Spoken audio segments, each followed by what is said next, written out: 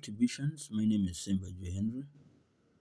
Now I wanted to talk of PancakeSwap vis-a-vis lower fees.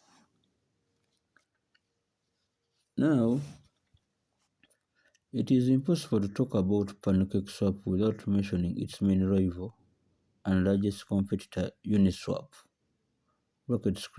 crypto UNI, which is based on Ethereum, crypto ETH blockchain. Uniswap,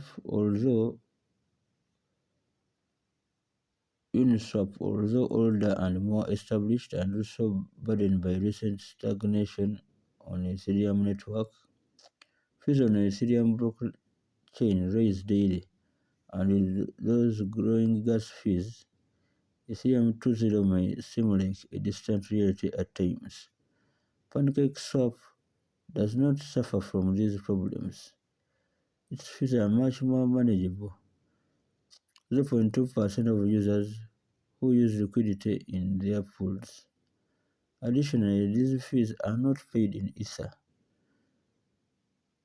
This allows for more transactions and higher profit margins for traders and investors.